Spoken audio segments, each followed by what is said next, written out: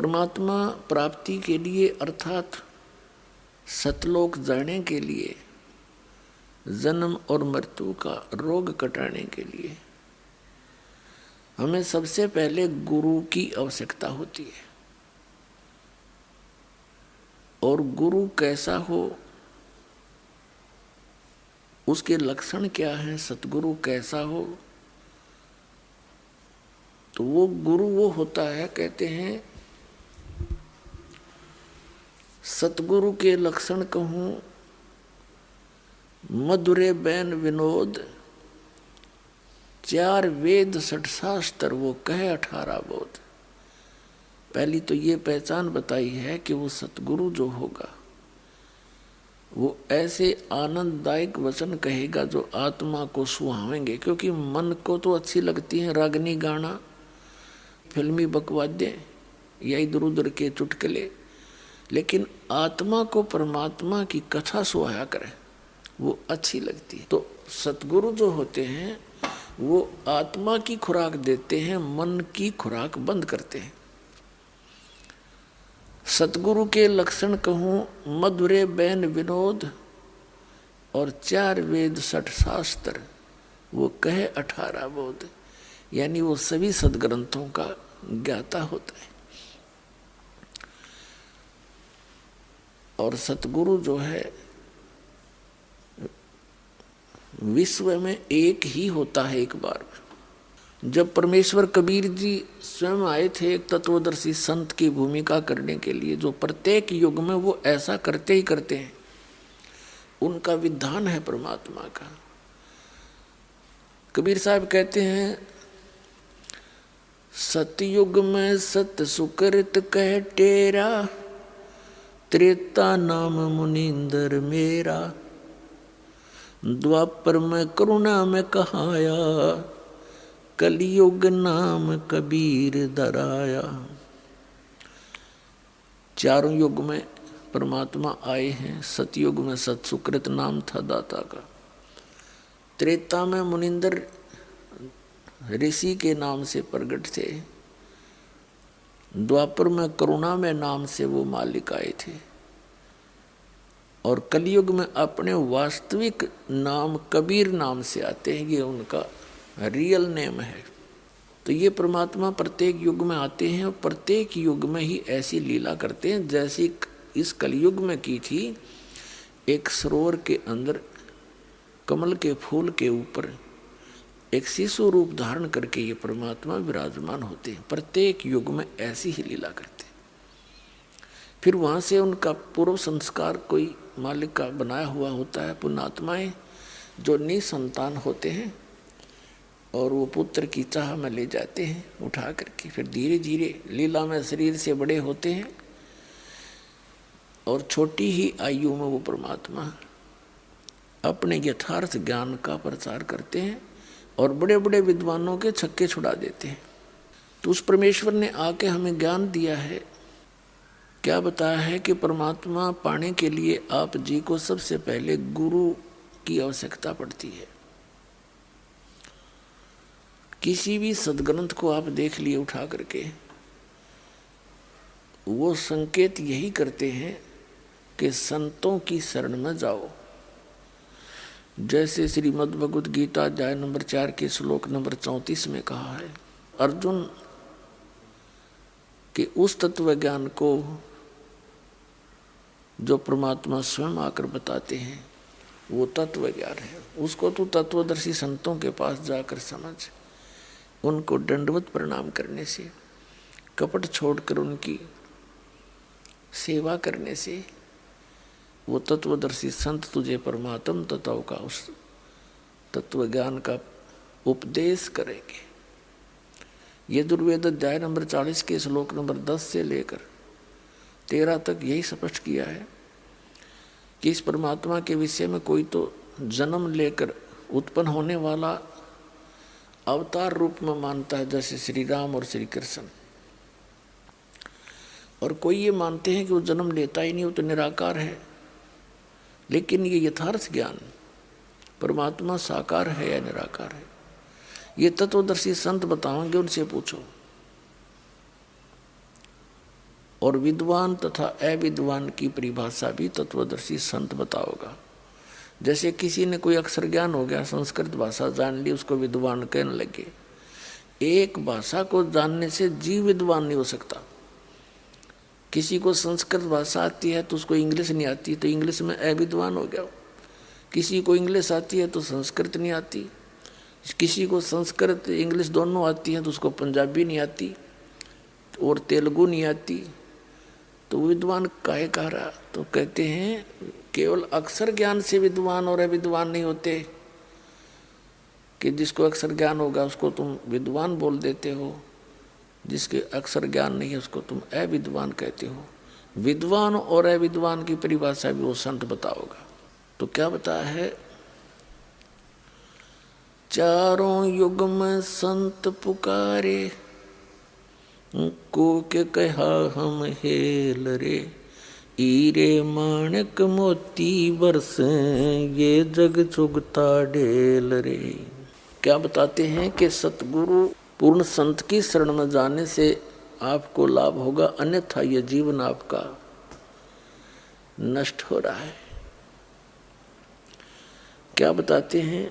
और बात तेरे काम न आवे, संतों शरण लाग रे, के सोवे गफलत में बंदे, जाग जाग नर जाग रे, जाग जाग नर जाग रे। और बात तेरे काम न आवे, संतों शरण लाग रे, के सोवे गफलत में बंदे, जाग जाग नर जाग रे, जाग जाग नर जाग रे।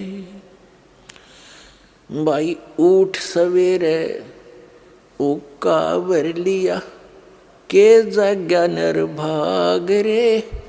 उठ सवेरे हुक्का भर लिया, क्या जाग्या नर भाग रे। सुक्रम करा ना करी रे बंदगी, ये फुटे तेरे बाग रे, फुटे तेरे बाग रे। और बात तेरे काम न आवे, संतों शरण लाग रे, के सोवे गफलत में बंदे, जाग जाग नर जाग रे, जाग जाग नर जाग रे। तन सराय में जीव मुसाफिर, करता रहे दिमाग रे।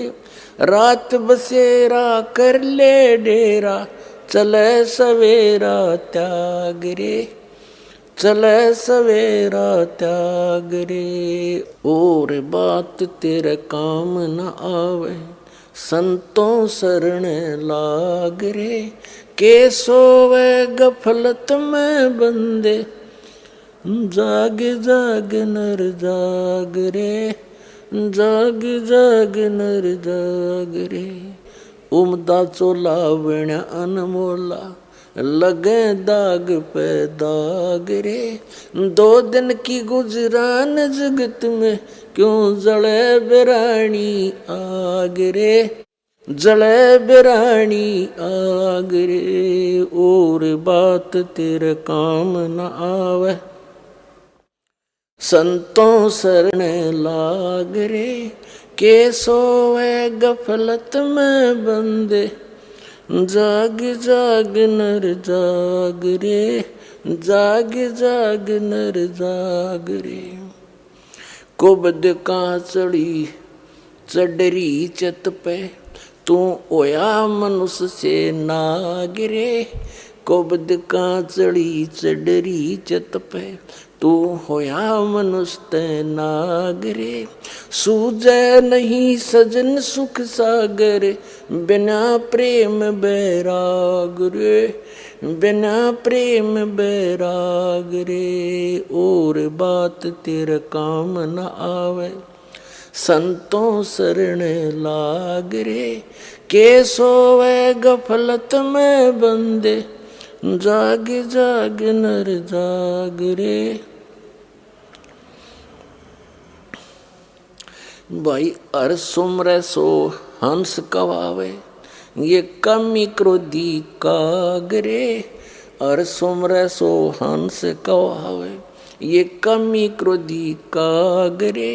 बौरा न भर में विष के वन में, चल बेगमपुर बागरे। चल बेगमपुर बागरे। और बात तेरा काम न आवे, संतों शरण लाग रे। के सोवे गफलत में बंदे, जाग जाग नर जाग रे। जाग जाग नर जाग रे। भाई शब्द सैन सतगुरु की पहचानी, पाया अटल सुहाग रे। शब्द सैन सतगुरु की पहचानी, पाया अटल सुहाग रे। नितानंद महबूब गुमानी, परगट्य पूर्ण भाग रे। परगट्य पूर्ण भाग रे। और बात तेरा काम न आवे, संतों शरण लाग रे। के सोवे गफलत में बंदे, जाग जाग नर जाग रे। अब इस शब्द के माध्यम से, वैसे तो यह परमात्मा कबीर जी का शब्द है, फिर भी हमने इसके अंदर क्या संदेश दिया है इस पर ध्यान देना है।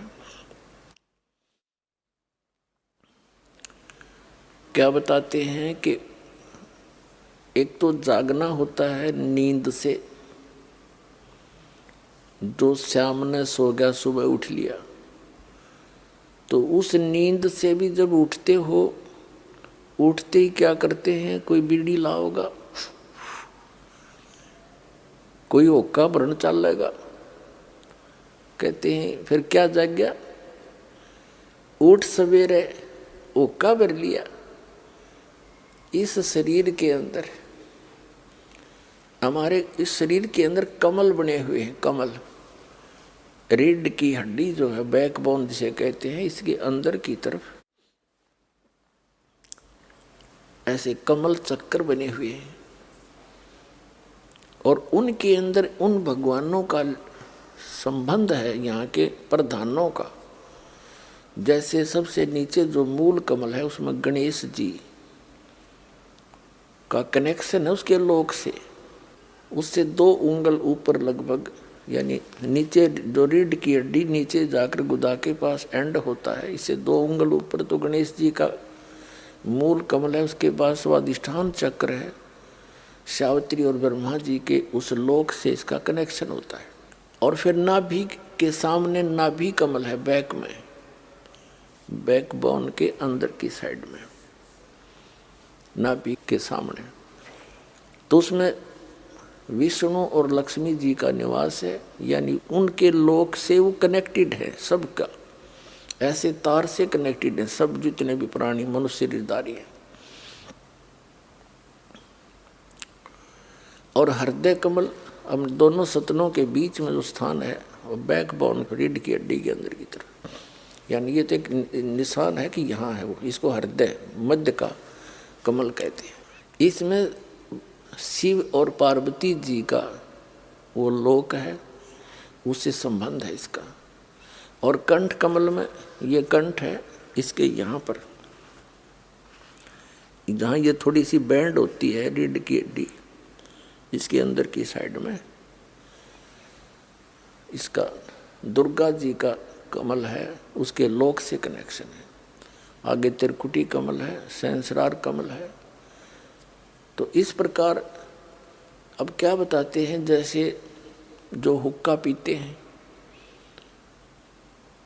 तो इस शरीर के अंदर उन कमलों में जैसे ये धुआं ऑक्सीजन के स्थान पर कार्बन डाइऑक्साइड है, और इसका इस सारे शरीर में प्राणों से ही ये सब क्रियाएं हो रही हैं, श्वास इस वायु से। तो ये वायु के अंदर मिलकर इन कमलों के अंदर जा कर के ये अपनी दुर्गंध छोड़ता है और उस दुर्गंध का कुछ अंश उन भगवानों के लोकों में जाता है जहाँ वो विराजमान है। तो इस प्रकार परमात्मा ने बताया है कि वो जो व्यक्ति हुक्का पीते हैं, शराब पीते हैं या कोई सिगरेट पीते हैं, तम्बाकू सेवन करते हैं, तो उनका जो असर है इस शरीर के अंदर विद्यमान उन शक्तियों पर भी पड़ता है। वो बहुत दुखी होते हैं इनसे।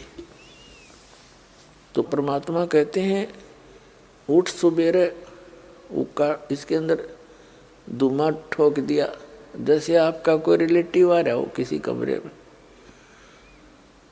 और उसको बैठा रखा हो कमरे में, और उसमें फिर जाके एक हुपला फोड़ कर गोसा और उसमें धुआं छलगा दे और कवाड़ दे बंद करे। वो क्या कहेगा तुम्हारी तरह, अच्छे मूर्ख रहे, मेरा दम घोट दिया इन्होंने। तो इसी प्रकार ये हमारे भगवान जो यहाँ के जो प्रधान हैं शरीर में विद्यमान है। कहते हैं सुकर्म किया ना करी बंदगी, ना भगवान का नाम लिया ना कोई शुभ कर्म किया, उठते धुआं ठोक दिया शरीर में, फूटे तेरे भाग रे। फिर बताते हैं कि तन सराय में जीव मुसाफिर। अब दूसरा जागना क्या है, ये तो एक इस निंद्रा से जागा, शाम न सो गया सुबह जाग गया।